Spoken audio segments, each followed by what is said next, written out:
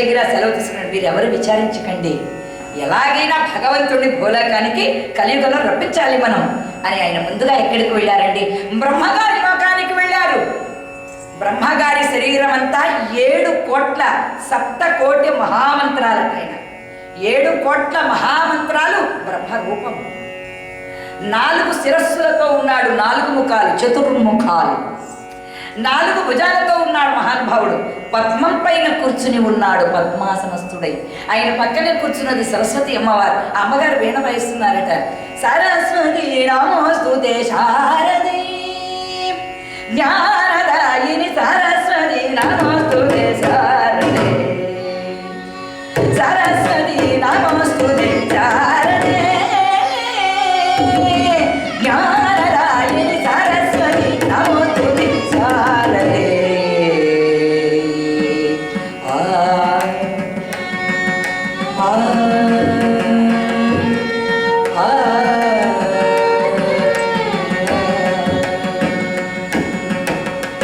అమ్మవారు అలా ఉండగా భృగు మహర్షుల వారు వెళ్ళి, ఓ సువర్ణ సింహాసనం ఉంది, ఆ సింహాసనంలో ఇలా కూర్చున్నాడు ఆయన.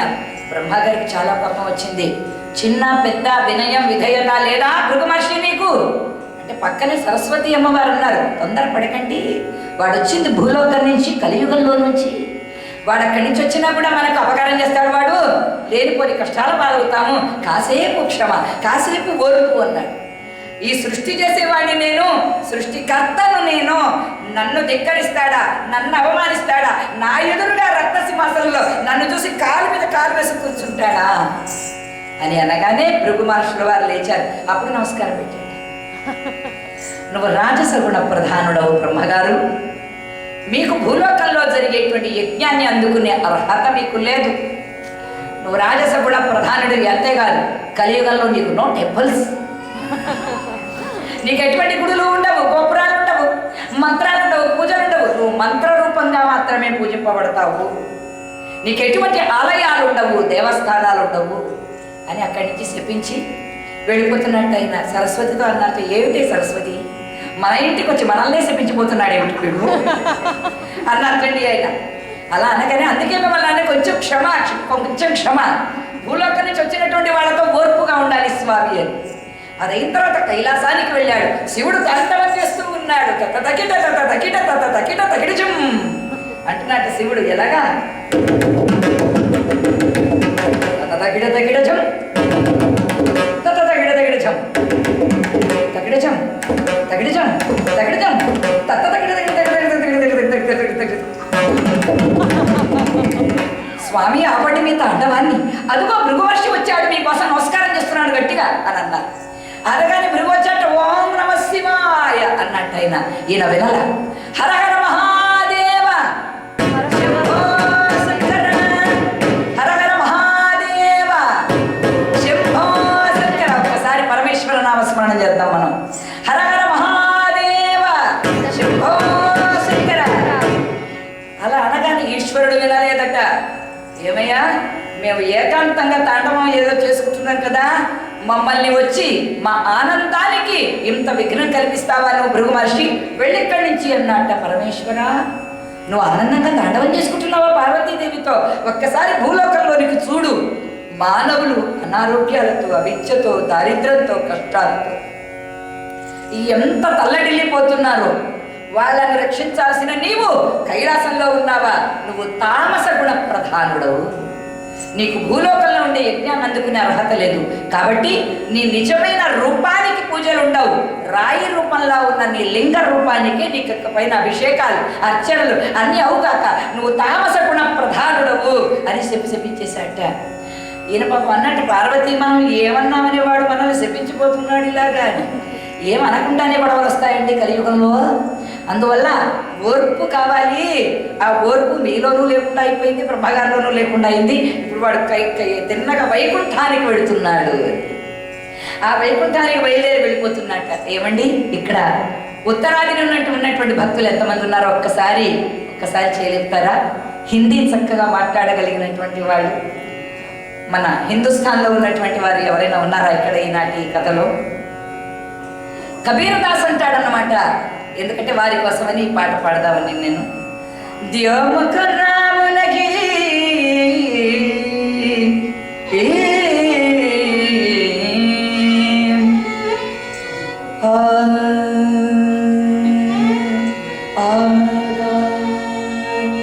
ద్యోముఖ రామునై భజోరే భయ్యా ఓ ముఖ ధూలబరి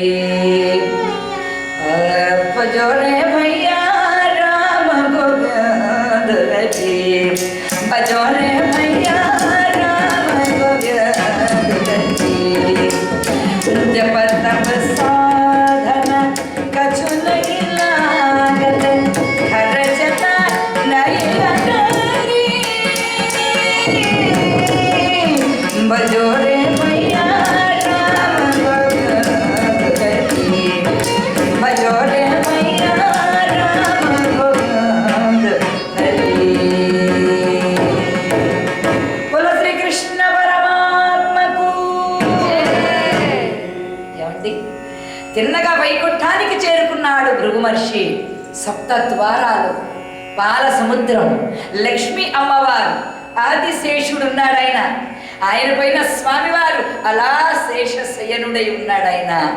ఆ స్వామిని మంగళమూర్తిని సకల మునీశ్వరులు, సకల దేవతలు, దేవీ గణాలు, మహాలక్ష్మి అమ్మవారు, ఆయన పరమానందంగా ఉన్నాడు శ్రీ మహావిష్ణువు. వాళ్ళు స్తోత్రాలు చేస్తున్నారు. ఏమని స్తోత్రాలు చేస్తున్నారండి?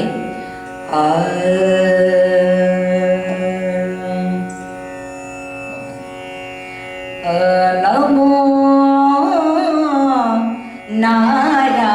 నారాయణాయ సమధికానందాయ సర్వేశ్వరాయ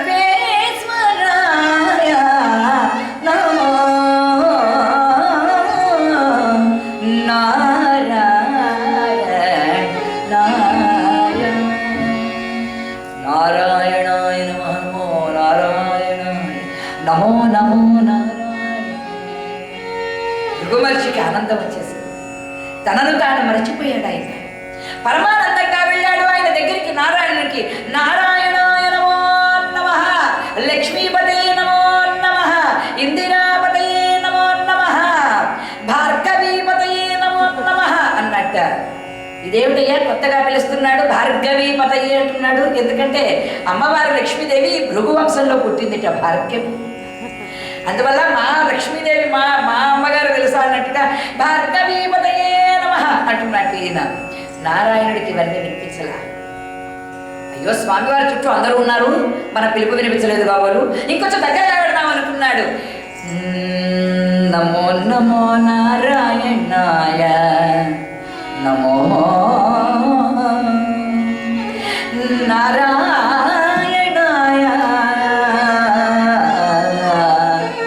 ఈసారి అస్సలు వినిపించలేదట. ఏం అర్థం కాలేదు. ఆయన నన్ను పరీక్షిస్తున్నాడా, నేను ఆయన పరీక్ష చేయడానికి వచ్చానా? సందేహంలో పడిపోయాడు ఆయన. సరే కొంచెం దగ్గరగా వెళ్ళి అందామని అప్పుడు వెళ్ళి అన్నాడు. మేఘస్యామం పీతకౌసేయవాసం శ్రీవత్సాంకం కౌస్తుభోద్భాసితాంగం పుణ్యోపేతం పుండరీకాయతాక్షం విష్ణుం వందే సర్వలోకైకనాథం. ఈసారి అస్సలు వినిపించలేదుట స్వామివారికి. చాలా కోపం వచ్చేసింది, చాలా ఆగ్రహం వచ్చేసిందండి. ఎవరికి? భృగు మహర్షుల వారికి. వచ్చాడు.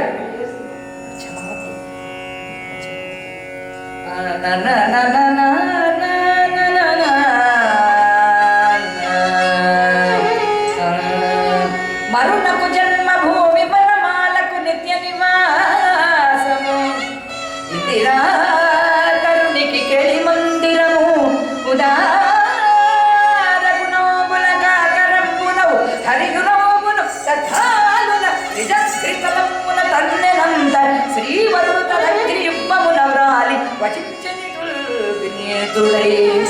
రమారమణ గోవింద, లక్ష్మీనారాయణ గోవింద. ఒక్కసారిగా గుండెల పైన తన్నినాడు. ఆయన మెడలో ఏముంది? ఆయన హృదయాన్ని తన్నినాడు. ఇక్కడ లక్ష్మీ స్థానం. అయినా ఈ వృక్షానికి ఎంత గొప్పతనం ఉందంటే, లోకంలోని వాళ్ళందరికీ సౌఖ్యాన్ని, సంపదలను, ఆనందాన్ని, కైవల్యాన్ని ఇక్కడి నుంచి ఇస్తాడట. అందువల్ల మన వాళ్ళు అంటారు కదా హృదయపూర్వకముగా ఇది విష్ణు స్థానం. ఇందులో ఉండేటువంటి వాడు విష్ణుమూర్తి. ఆ స్వామివారి శ్రీవక్షంలో ఎవరుంటారంట? మహాలక్ష్మి అమ్మవారికి కెళి మందిరం, మహాలక్ష్మి నివాసం అది. అటువంటి వనమాల, వైజయంతిమాల, కౌస్తుభమణిహారం ఇవన్నీ ఉన్న స్వామి వక్షాన్ని ఒక్కసారిగా కాలితో తన్నాడు ఆయన భృగు మహర్షి. తన్నడం ఏంటి? కడుపులో ఉన్న లోకాలన్నీ కదిలిపోయేటండి. ఆయన బొజ్జలో కదా ఈ ముజ్జగాలు ఉండేది. స్వామి బొజ్జలో ముజ్జగాలు ఉంటాయి. మరి అందువల్ల ఎప్పుడైతే తన్నాడో భృగు మహర్షి ఆ లోకాలన్నీ కూడా కదిలిపోయాయిట. ఒక వంక విశ్వక్సేనుల వారు, ఒక వంక గరుడాల్వారుల వారు, గరుత్మంతుల వారు, మరొక వంక జయుడు, విజయుడు, ఎంతమంది ఉంటుండగా వాళ్ళందరికీ కోపం వచ్చింది. నారాయణ అన్నారట. ఆగండి, వారిని ఆపారు స్వామి. లక్ష్మీదేవికి ఆగ్రహం వచ్చింది. ఏం చేశాడు స్వామి? వాడు నా నివాసాన్ని తన్నాడు. ఇంత అహంకారమా వాడికి? వాడిని శపించేయండి వెంటనే, వాడిని వెంటనే బయటికి గట్టి వేయండి మన వైకుంఠంలో నుంచి అన్నారు అమ్మవారు. స్వామివారు అన్నారు, వాడు భార్గవి పతయే అన్నాడు. మీ పుట్టింటి వాళ్ళు నా వైపు వాళ్ళు కాదు, మహాలక్ష్మి. అందువల్ల లోక కళ్యాణం కోసం వచ్చాడు. ఎందుకోసం వచ్చాడు? తన కోసం రాలేదు. అవతార ప్రకటన కోసం వచ్చాడు. లోక ప్రయోజనం కోసం వచ్చాడు. కలియుగంలో ఉన్న మానవులను రక్షించడం కోసం వచ్చాడు. అందువల్ల అతన్ని అవమానించి బయటకు పంపవద్దు, అతన్ని ఆదరించాలి మనం అన్నారు. అయితే మీరు అతన్ని ఆదరించండి, నేను వెళ్ళిపోతున్నా. అలా అనగానే అప్పుడు వెంటనే స్వామి వారు వచ్చారు. ఆయన పాదాలు పట్టుకున్నాడు. స్వామి గమనించలేదు. లక్ష్మీదేవి ఏదో మాట్లాడుతూ ఉంది అనుకోకుండా ఆవిడ అదిగో ఆ దేవతలు ఏదో స్తుతి చేస్తూ ఉన్నారు, ఈ మహర్షులు ఏదో వేద పఠనం చేస్తూ ఉన్నారు. అందువల్ల మీరు రాకను గమనించలేదు, మన్నించండి స్వామి అన్నారు. అలా అనడమేమిటి? సింహాసనం మీద కూర్చోబెట్టాడు. ఆయన కాళ్ళు గడిగారు. ఒక్క క్షణం ఆలోచించాడు. నారాయణ, ఇంత గర్వం ఎక్కడొచ్చింది? ఎగ్జామినర్ ఎప్పుడైనా స్టూడెంట్స్ తంతాడా? అన్నాడుగా. పరీక్ష చేయడానికి వచ్చిన వాడు పరీక్ష సరిగ్గా రాశారా లేదా అని చూస్తారు. వాడు సరిగ్గా రాసినా రాయకపోయినా తన్నాడు కదా స్టూడెంట్స్ని. కానీ ఈయన ఏం చేశాడు? భగవంతుణ్ణే తల్లినంత గర్వం వచ్చింది. ఏం జరిగిందా అని చూస్తే అందరికీ 2 కళ్ళున్నాయి. ఇక్కడ ఈయనకి పాదంలో కూడా ఇంకో కన్ను ఉందిట. నాకు జ్ఞాన నేత్రాన్ని కలిగిన వాడిని, నేను అందరికన్నా గొప్పవాడిని, నన్ను అవమానిస్తాడా ఈ నారాయణుడు అని తన్నాడు. అందువల్ల అసలు ఆ కన్ను తీసేస్తే పోలే, ఉన్న గర్వం అంతా పోతుందిగా. ఏదో మనకి ఏదో ఎక్కువగా ఇస్తాడు దేవుడు, దానివల్ల గర్వము అహంకారం వచ్చిందంటే దాన్ని తొలగించేస్తాడు భగవంతుడు. అందులో వెంకటేశ్వర స్వామి వారితో పెట్టుకుంటే ఇంకేమీ లేదు. నువ్వు ధర్మంగా ఉన్నంతసేపే ఆయనతో, నువ్వు న్యాయంగా ఉన్నంతసేపే ఆయనతో. ఆయన ధర్మానికి భంగం కలిగించే పని ఒక్కటి జరిగిన దానికి 1000 రిజల్ట్స్ మనకు వచ్చేసింది. అది మంచి అయినా అది పాపమైనా కూడా అవశ్యం అనుభోక్తవ్యం. కృతం కర్మ శుభాశుభం, తప్పకుండా అనుభవించి తీరాల్సిందే. వెంకటేశ్వర స్వామి వారికి చేసిన పాపమైనా, వెంకటేశ్వర స్వామి వారికి చేసిన పుణ్యమైనా కూడా. రమారమణ గోవింద గోవింద, మాధవదేవ గోవింద. వెంటనే ఆ కళ్ళు తీసేశారు స్వామివారు. గర్వం తొలగిపోయింది భృగు మహర్షికి. సింహాసనం నుంచి, నారాయణ నువ్వేంటి నా కాళ్ళ దగ్గర కూర్చున్నావు స్వామి, నా పాదాల దగ్గర ఉన్నావేమిటి స్వామి మీరు అంటూ ఒక్కసారిగా లేచాడు. ఎంత పొరపాటు చేశాను! ఈ పవిత్రమైనటువంటి ఈ వైకుంఠంలోకి వచ్చి అహంకారాన్ని, గర్వాన్ని చూపించానా? నేను నిన్ను తన్నానా ప్రభో? అయినా కూడా ఎంత ఓర్పుగా ఉన్నావు స్వామి, ఎంత ఓపిక, ఎంత సత్వగుణము, ఎంత ధర్మ నిరతి, ఎంత వాత్సల్యము ప్రభో. కలియుగంలో ఉండేటువంటి శ్రీనివాసుడు నువ్వే, యజ్ఞ ఫలము నీకే స్వామి. నేను వెళ్ళి వస్తా. అయ్యయ్యో నిన్ను గుండెల మీద తన్నా మహాలక్ష్మి అమ్మవారికి ఎంత కోపం వచ్చిందో ఏమిటో, ఒకసారి వీళ్ళ అమ్మవారికి సారీ చెప్పి పెడతాను స్వామి అన్నట్ట. నా కోపం గురించి చాలరా నువ్వు, ఎప్పటికే సంసారాన్ని పాడు చేసావు, నీ దాన్ని నువ్వు వెళ్ళి ఇక్కడి నుంచి అన్నట్టు స్వామి. సరే స్వామి, నిన్ను తన్నిన పాపానికి తపస్సు చేసుకుంటూ పోదా అటు వెళ్ళిపోయాడు. జై శ్రీమద్ రమారమణ గోవింద. అలా వెళ్ళిపోయారండి భృగు మహర్షుల వారు. ఆయన అలా వెళ్ళిపోయిన తర్వాత ఏకాంత మందిరంలోకి వచ్చారు శ్రీకాంతుల వారు. అమ్మవారు మహాలక్ష్మి కోపంతో మండిపోతుంది. ఆవిడ ఎక్కడ ఇంకా రాలేదు చూడు, ఆ భృగువర్షికి సేవ చేస్తున్నాడని. ఈ లోపల స్వామివారు వచ్చారు. ఏమిటి కోపం వచ్చిందా? మీ ఇంటి వాడే కదా, మీ భృగు మనిషి కదా, మీ పుట్టింటి వాళ్ళు కదా, మీ పుట్టింటి వాళ్ళని ఏమన్నా అంటే నువ్వు ఊరుకుంటావా? ఈ ప్రపంచంలో ఎవరు ఏమన్నా చేసుకోవచ్చు, కానీ ఆడవాళ్ళ పుట్టింటి వాళ్ళని మాత్రం టచ్ చేశారనుకోండి ఇంకేమీ లేదన్నమాట భర్త గారికి. అందువల్ల స్వామివారు అన్నారట, నీ పుట్టింటి వాళ్ళు కదా ఆయన ఉపేక్షించానన్నారట సరదాగా. నా పుట్టింటి వాడైతే నా నిలయమైనటువంటి మీ గుండెలపైన తన్నితే వాడిని క్షమిస్తారా? వాడు అవతార ప్రయోజనం కోసం వచ్చాడు. లక్ష్మి కలియుగంలో ఉన్న వాళ్ళని కాపాడడం కోసం వచ్చాడు. వాడిని నేనేం శపించలేదు దేవి, నన్ను మన్నించన్నట. అయితే నేను మన్నిస్తాను, నేను వెళ్ళిపోతున్నాను. లక్ష్మి ఈ పాఠకానికి తాగ్రహం అని అక్కర్లేదు, మీకు మీ భక్తులే ముఖ్యం, నేనేమాత్రం కూడా ముఖ్యం కాదు, నేను పోతున్నా అని. మళ్ళీ ఎప్పుడు వస్తావు? నేను ఎప్పటికీ కూడా రాను, మీకు కనిపించను కూడా. మీ పుట్టింటికి వెళ్తావా చెప్పు, లగేజీ అంతా పంపిస్తాను అన్నట్టు. రాబడి కూడా తెస్తావా? అవునులే, ఆడవాళ్ళు పోతే పుట్టింటికే కదా పోతారని అనుకుంటున్నామేమో. పుట్టింటికి కూడా నేను వెళ్ళడం లేదు, అసలు నా అడ్రస్సే మీకు తెలియదు, అసలు నా చిరునామా కూడా మీకు తెలియదు అంటూ అమ్మవారు లక్ష్మి లక్ష్మి లక్ష్మి అంటున్న ఆవిడ ఏమాత్రం వినిపించుకోకుండా మహాలక్ష్మి అమ్మవారు వెళ్ళిపోయినారు. జై శ్రీమద్రమారమణ గోవింద. అలా లక్ష్మీ అమ్మవారు వెళ్ళిపోయిన తర్వాత సరదాగా చెప్తున్నాను, ఈ మాట ఏమనుకోకండి. లక్ష్మీదేవి వెళ్ళిపోయింది. ఆహా, అది తెచ్చావు కాదు, ఇది తెచ్చావు కాదు, అది తీసుకురా, ఇది తీసుకురా, ఇది లేదు, అది కాదు అనేటువంటి పెండ్లాము ఇంట్లో లేదు. ఇన్నాళ్ళ తరువాత నా జీవితానికి విశ్రాంతి వచ్చింది. గరుడాయ్, మనం ఎక్కడికన్నా వెళ్ళాలంటే వెళ్తాము, లేదంటే ఆదిశేషుని పైన పడుకుంటాం, సరేనా అన్నారు స్వామి. అలాగే స్వామి అన్నాడు ఆయన. హాయిగా గరుత్మంతుడి మీద తిరగడం, ఎక్కడ ఏం కావాలంటే భక్తులు పెట్టి నైవేద్యాలన్నీ ఆరగించడం, వచ్చి పాల సముద్రంలో పడుకోవడం. స్వామివారి డ్యూటీ భలే ఉంది కదా. అందువల్ల పెళ్ళాంపోరు లేకుండా ఉన్నటువంటి వాడు విష్ణుమూర్తి అయినా సరే ఇలా ఫీల్ అవుతూ ఉంటాడేమో పాపం. ఏమండి, అలా ఎప్పుడైతే జరుగుతోందో 3 రోజులుగానే గరుత్మంతుల వారు కూర్చున్నారట. ఏంటి గరుడ ఈ కురికిపాట్లు పడుతున్నావు? ఏం నాయనా అన్నట్ట. స్వామి నేను వెళ్ళిపోతాను స్వామి.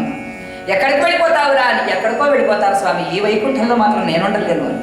ఏమయ్యా ఎందుకు అన్నట్టు. లక్ష్మీదేవి లేని వైకుంఠము చీకటితో దీపం లేని ఇల్లులా ఉంది, ఎంత గొప్ప వైకుంఠం కూడా. అందువల్ల నేను వెళ్ళిపోతున్నా, మీ పర్మిషన్ కూడా అడగడం లేదని వెళ్ళిపోయాడు ఆయన. ఆయన అలా వెళ్ళిపోగానే ఓరా ఇంకా బయటకు తిరగాల్సిన పని కూడా లేదు, హాయిగా వేళకింత తిన్నామా, మా ఆదిశేషుని పైన పడుకున్నామా అని అన్నారు. అలా కొంతకాలం గడిచిన తర్వాత ఆదిశేషుడు కూడా కదులుతున్నట్ట. శేషు ఎందుకు నన్ను కదులుతున్నావు, ఏమైంది అన్నట్ట. స్వామి నేను ఉండలేను, ఈ గాలి భోంచేసి అన్నట్ట.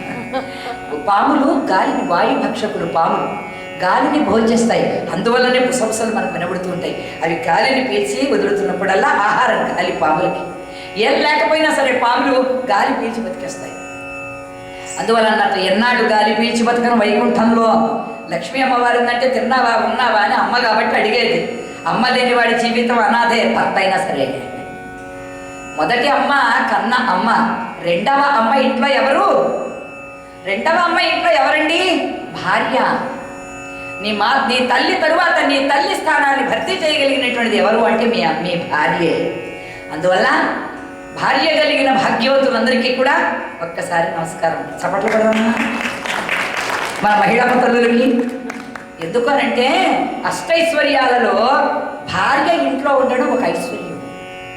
అష్టైశ్వర్యాలలో ఇల్లాలు ఇంట్లో ఉండడం అష్టైశ్వర్యాలు. ఇల్లాలు కనుక ఇంట్లో లేకపోతే వాడికి ఎన్ని ఐశ్వర్యాలు ఉన్నా కూడా ఏమీ లేనట్టే లెక్క. అందువల్ల విష్ణుమూర్తి అంతటి వారు లక్ష్మీదేవి లేకపోవడంతో ఈ ఆదిశేషుడు కూడా అదృశ్యమైపోయాట. పాల సముద్రంలో ఉన్నట్టు స్వామివారి చుట్టూ పాలే. ఏం చేద్దాం అనుకున్నట్ట. ఎవరు లేనప్పుడు ఈ వైకుంఠంలో నేనెందుకు?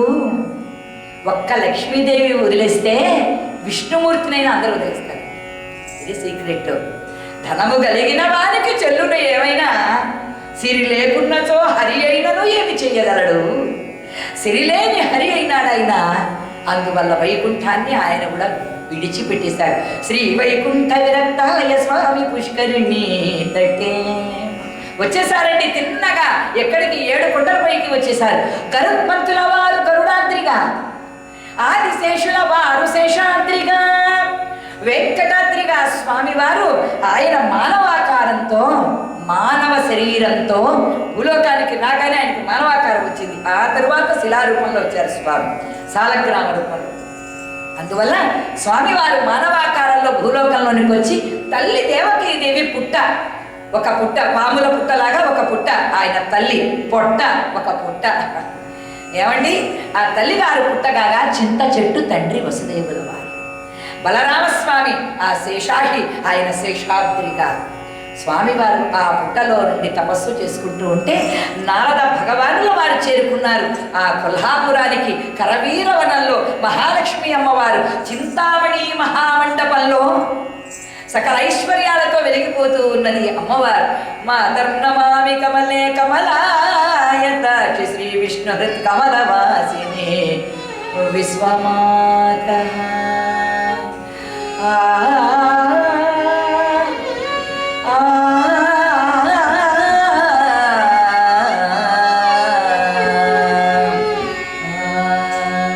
అలా అమ్మవారు మహాలక్ష్మి అమ్మవారు. నారదుల వారు వెళ్ళారంటే తిన్నగా అమ్మ మహాలక్ష్మి నమో నమః అన్నారు. ఏం నారద, నువ్వు మీ తాతగారు విష్ణుమూర్తుల వారు ఎలా ఉన్నారు? చాలా బాగున్నావు అమ్మా.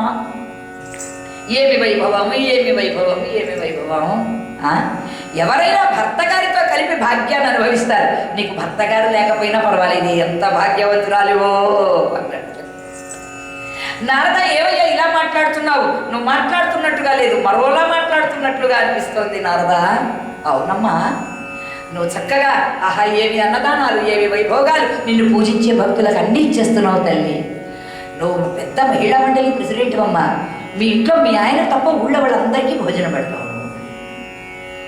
మేడం గారేమో గొప్ప మహిళా మండలి ప్రెసిడెంట్, భర్త గారికి ఇంట్లో రాత్రి అయ్యేటప్పటికల్లా డిన్నర్ ఉండదుటండి పాపం.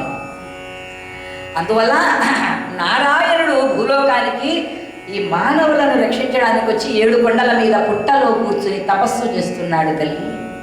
ఆకలి దప్పికలతో మానవాకారం కదా, అందువల్ల తల్లడిల్లిపోతున్నాడు చూడు అనగానే అప్పుడు అమ్మవారి చూచి కళ్ళ వెంట నీళ్లు కారిపోయాయి ఆవిడికి. అనపాయుని కదా ఆమె, ఎప్పుడు విష్ణుమూర్తిని విడువకుండా ఉంటుందట. అందువల్ల ఒక స్పెషల్ టైటిల్ ఇచ్చారు అమ్మవారికి, అనపాయిని. విష్ణుమూర్తిని ఎప్పుడు విడవకుండా ఉండేటువంటి తల్లి కాబట్టి అనపాయిని అన్నారు. అందువల్ల అమ్మవారికి కన్నుల వెంట జలజల కళ్ళ నీళ్లు కారాయి. నారద పద, నేను వస్తున్నా, నా స్వామి ఆకలితో ఉంటే నేను భరించలేను సుమా అని అమ్మ కొల్లవనితగా మారిందండి. చక్కగా ఆ బ్రహ్మగారిని గోవుగా, పరమేశ్వరుని లేకతోడగా మార్చింది. గోవు పాలతో అయితేనే నారాయణుడు సంతృప్తుడు. గోక్షీరాలంటే స్వామివారికి ఇష్టం అంతా. నవనీత ప్రియుడు ఆయన. గోవు పాలతో ఆయన అంత సంతృప్తి పొందుతాడండి. అందువల్ల అమ్మవారు కొల్లవనితగా వేషాన్ని ధరించి ఈ గోవుని, ఈ లేగదూడని చక్కగా తోలుకుంటూ తిరుమల వైపు వచ్చేస్తోందిట. 7 కొండల వాడ వెంకటరమణ గోవింద, ఆపద భక్తుల వాడ నాథ రక్షక గోవింద, కొలనితో పరికి గోపిళ్ళో ఎదుకుల స్వామికి గోపిళ్ళో.